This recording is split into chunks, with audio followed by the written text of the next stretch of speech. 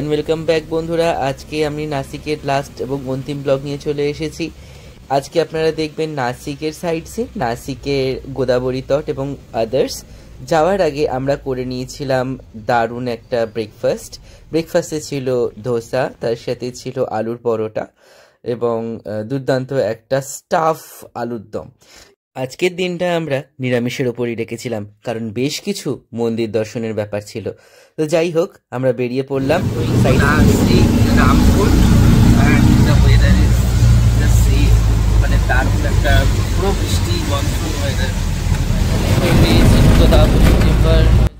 Hotel থেকে গোদাবরী তট মানে পঞ্চবটির দূরত্ব অনেকটা, তো সেক্ষেত্রে অটো রিজার্ভ করে নিয়েছিলাম। এখানে কিন্তু মিটারেও অটো চলে, আপনি রিজার্ভ করেও যেতে পারেন। রিজার্ভ করে যাওয়াটাই ভালো এবং ভালো মতোই দরদাম করতে হয়। ফাইনালি পৌঁছে গেছিলাম গোদাবরী তটে এবং গোদাবরীতে তীরে এসে দেখলাম বর্ষায় গোদাবরীর জল ফুলে ফেপে চারদিক ছাপিয়ে প্রবাহিত হয়ে চলেছে এবং তীব্র বেগে প্রবাহিত হচ্ছে, এবং বর্ষায় গোদাবরীর এই রকম রূপ এই প্রথম দেখলাম। আমরা এখন গোদাবরী নদীর তীরে চলে এসেছি। এখানে গোদাবরীর জল মাথায় দিয়ে আমরা চলে যাব রামকুণ্ডের দিকে। এই হচ্ছে সুদীপ। ভাদ্র মাস, মনসুন ওয়েদার, ভালোই বর্ষা, আর সেদিকে দেখতে গেলে গোদাবরী কিন্তু ফুলে ফেপে বীভৎস আকার ধারণ করে ভয়ঙ্কর রূপ দেখিয়ে প্রবাহিত হচ্ছে। তুলে নিয়েছিলাম বেশ কিছু ছবি গোদাবরী তটে। তট সংলগ্ন একটি জায়গায় দেখতে পাচ্ছেন মা ভবানীর একটি মন্দির। এটি গোদাবরীর একদম পাশে ও তীরে অবস্থিত। এখানে মাকে পুষ্পশৃঙ্গার, শাড়ি, গজরা এবং নানাবিধ পুষ্পমালা দ্বারা পূজা অর্পণ করা হয়। আমরা এখানকার সুন্দর সুন্দর মালাগুলো দেখে সত্যি অবাক হলাম। তার পাশেই রয়েছে এই বহু প্রাচীন একটি শিব মন্দির। এই শিব মন্দিরটি দেখেই বুঝতে পারছেন এটি কত প্রাচীন ও কত সুন্দর কলাকৃতি করা। মন্দিরটি চারপাশে বিভিন্ন রকম পুরনো আমলের কারুকার্য রয়েছে, যা ভারতবর্ষের প্রাচীন মন্দির শৈলীর একটি অন্যতম নিদর্শন। এই মন্দিরের চারপাশে নাট মন্দিরটি দেখা যাচ্ছে এবং এই নাট মন্দিরেরও একটা পোর্শন ভগ্নপ্রায়। এই মন্দির যে কতশো বছর পুরনো তা আমরা কল্পনাও করতে পারছিলাম না। মন্দিরের বেশ কিছু অংশ দেখে মনে হচ্ছে মন্দিরটি ভেঙেছে এবং রিপেয়ারিং হয়েছে, কিন্তু তবুও ধরে রাখা যায়নি মন্দিরটি পুনরায় ভেঙে গেছে। তো পাশেই দেখতে পাচ্ছেন মন্দিরের সামনে, একদম মেন দরজার সামনে চলে এসেছি এবং একটি পোর্শন পুরো ভাঙা। এটি গর্ভগৃহে মহাদেব বসে আছেন, বিশাল একটি শিবলিঙ্গ, আর ভেতরটি অদ্ভুত সুন্দর।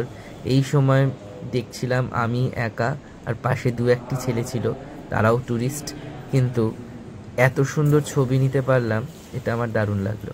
তার সাথে মন্দিরের ভেতরকার কলাকৃতি অপূর্ব। সুপ্রাচীন একটি মন্দির, শিব মন্দির। এই মন্দিরের ভেতর একটা অদ্ভুত ভাইব্রেশন আছে। বাপরে বাপ, গোদাবরীর এত জল, মানে এত ফোর্স এবং বেগে বইছে, মানে জাস্ট ভাসিয়ে দিয়েছে সব। দেখুন, ফার্স্ট টাইম গোদাবরী দর্শন করতে আসলাম, আর বর্ষার জলে এত ফুলে ফেপে নদী তার সাংঘাতিক রূপ দর্শন করালো। ওয়াও।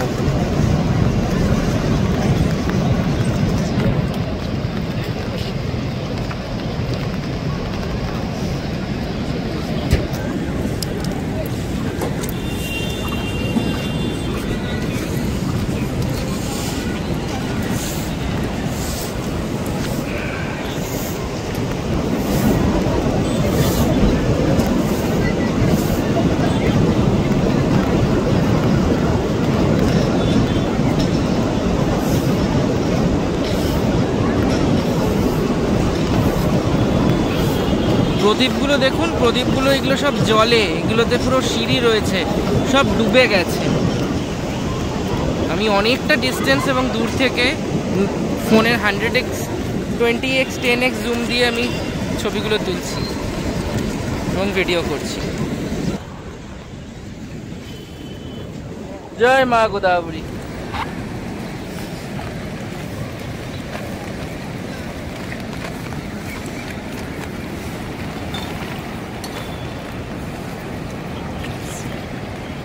আসবে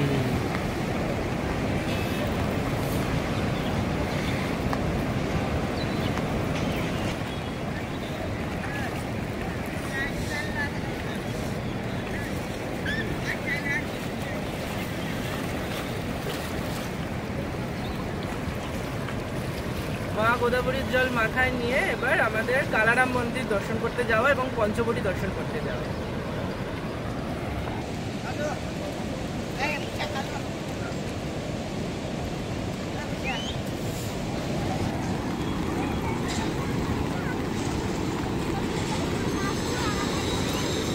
সব ডুবে গেছে।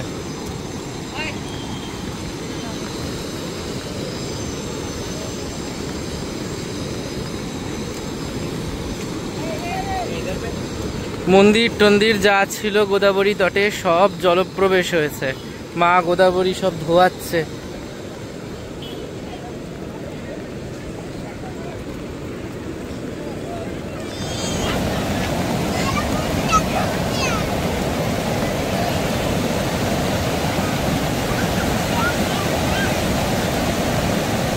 গোদাবরীর জলস্তর বাড়ছে, ভয়ঙ্কর স্রোত, ভয়ঙ্কর।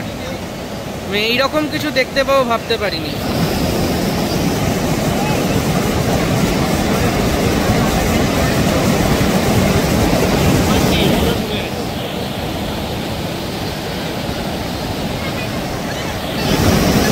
সিদ্ধ পাতাকেশ্বর মন্দির পুরো জলের তলায়। এছাড়া আরো ঘাট সংলগ্ন বিভিন্ন মন্দির জলের তলায়।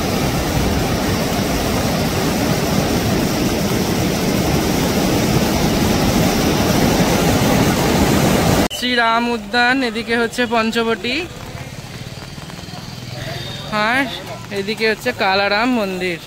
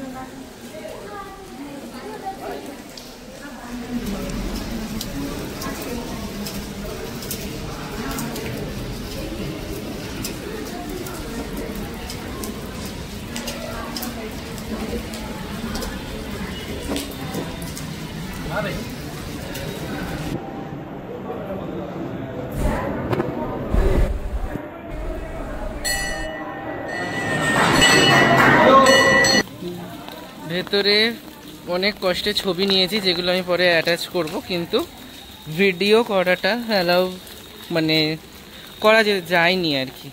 অনেক চেষ্টা করেও পারিনি করতে। এখানে গণপতি মন্দির। এইটাই সেই জায়গা যেখানে বনবাসকালীন পঞ্চবটির কাছে, যেখানে রাম লক্ষ্মণ সীতা একসাথে বাস করতেন। শূর্পণখার নাকও এই আশেপাশে এরিয়াতেই কাটা হয়েছিল।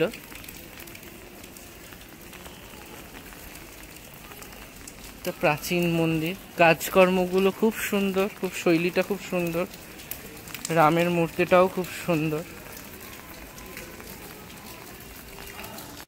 সব মিলিয়ে দারুণ লাগলো।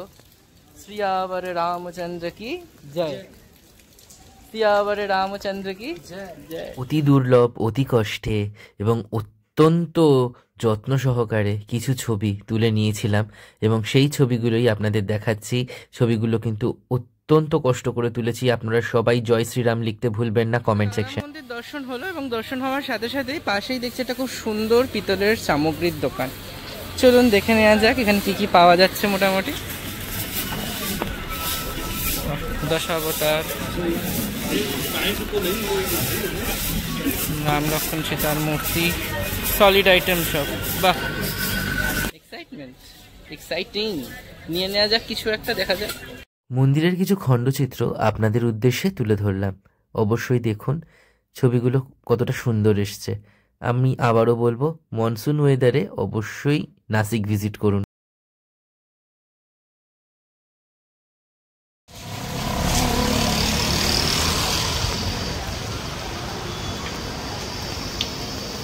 এখানে তো দুটো বটই দেখা যাচ্ছে, এইভাবে 5টা বট 4টে দিকে ছড়িয়ে রয়েছে, আরও ওইদিকে এদিকে এখানে অনেক বট আছে, পিপল আছে, অশ্বত্থ আছে, এই সব মিলিয়ে পঞ্চবটী। যে দেবদারু, এদিকে বট, দেবদারু, অশ্বত্থ সব মিলিয়ে মিশিয়ে পঞ্চবটী। পঞ্চবটী দর্শন করে এবার কিন্তু ফেরার পালা। আমরা আবারও চলে আসলাম এই গোদাবরী তটে। জলের বেগ কিছুটা শান্ত, কিন্তু তাও পুরোপুরিভাবে নয়। যাই হোক, আমরা এখান থেকে শেষবারের মতো মা গোদাবরীকে প্রণাম জানিয়ে চলে আসলাম নিজের হোটেলে। হোটেল ঢোকার আগে এসে গেছিলাম একটি নতুন মন্দিরে, যেটা আমাদের হোটেলের একদম সামনে, মুক্তিধাম মন্দিরে। এই মুক্তিধাম মন্দিরে মানে বলতে পারা যায় সমস্ত রকমের ঠাকুর দেবতা আছে, যা আপনারা এখন দেখতে চলেছেন। এক কথায় ভগবানের মিউজিয়াম বললেও ভুল হবে না। তবে জায়গাটি অপূর্ব সুন্দর। অবশ্যই সবাই আসবেন, দর্শন করবেন, দেখবেন, ভালো লাগবে।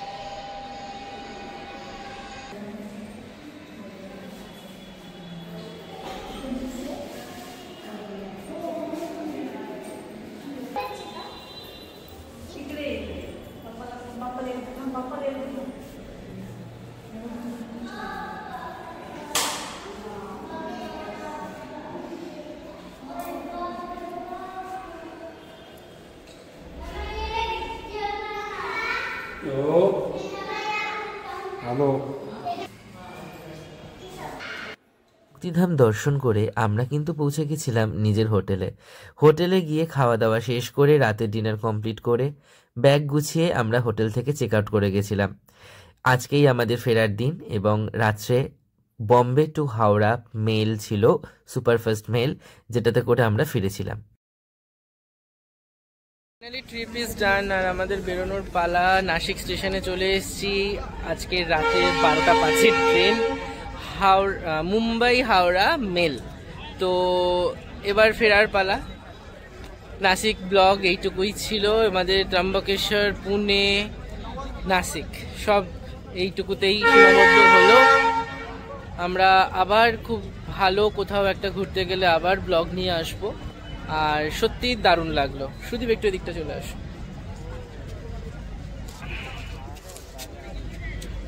টাটা করে দাও, বাই সবাইকে। আমার হাতে লাগেজ, আমি বাই করতে পারছি না, মুখেই বললাম সবাইকে বাই।